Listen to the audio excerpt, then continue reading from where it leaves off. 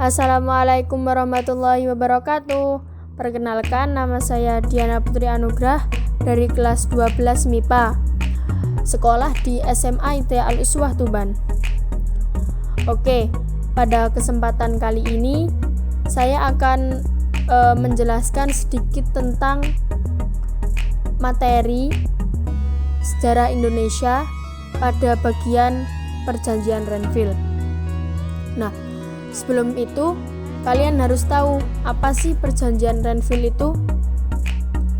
Nah, Perjanjian Renville adalah perjanjian antara Indonesia dan Belanda yang ditandatangani pada tanggal 17 Januari 1948 di atas geladak kapal perang Amerika Serikat sebagai tempat netral USS Renville yang berlabuh di Pelabuhan Tanjung Priok, Jakarta.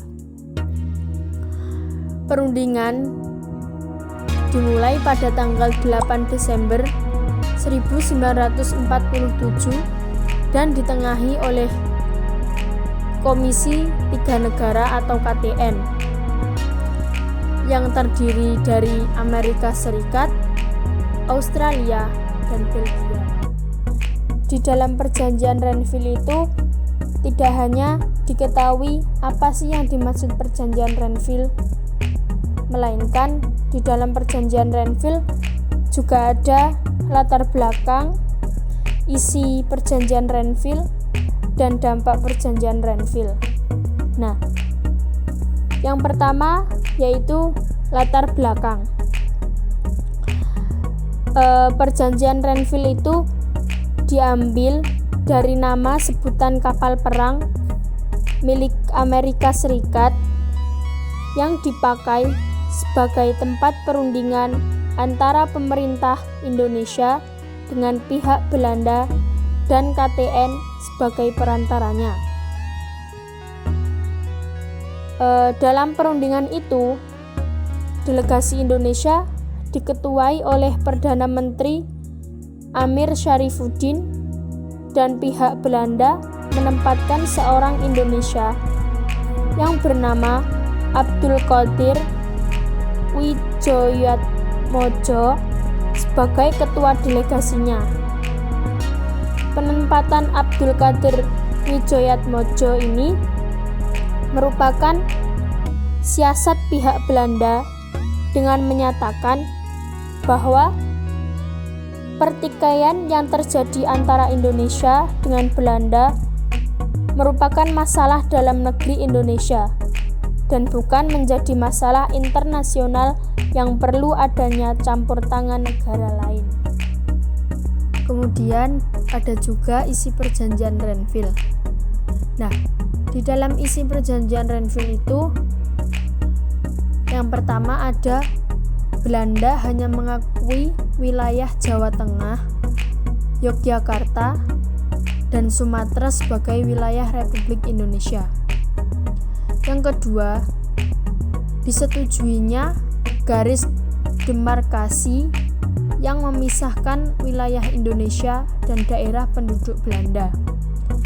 Dan yang ketiga, TNI ditarik mundur dari daerah-daerah kantongnya di wilayah penduduk di Jawa Barat dan di Jawa Timur dan di Yogyakarta.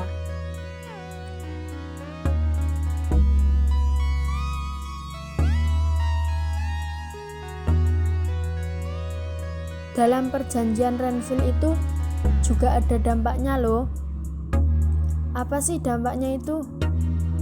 Dalam Perjanjian Renville, dampaknya itu lebih banyak merugikan pihak Indonesia. Misalnya, wilayah Indonesia yang semakin berkurang dan banyak dikuasai oleh Belanda. Selain itu, pasukan Indonesia pun harus ditarik mundur ke wilayah sendiri. Belum lagi ada blokade ekonomi yang dilakukan Belanda. Nah, berikut ini ada beberapa dampak Perjanjian Renville yang merugikan bangsa Indonesia. Salah satunya, yang pertama, Indonesia harus menarik mundur pasukannya di luar wilayah kekuasaan yang telah disepakati. Yang kedua, semakin menyempitnya wilayah Republik Indonesia karena sebagian wilayahnya telah dikuasai oleh pihak Belanda. Yang ketiga, lengsernya kabinet Amir Syarifuddin karena dianggap menjual negara terhadap pihak Belanda. Perundingan Renville juga ada banyak tokoh yang terlibat dalam perundingan tersebut loh. Nah, siapa aja sih tokoh tersebut? Yakni yang pertama ada PM Amir Syarifuddin dari Indonesia. Yang kedua ada Abdul Qadir Widjoyatmojo dari Belanda. Yang ketiga ada Ali Sastro Amidojo dari Indonesia. Yang keempat ada Agus Salim dari Indonesia.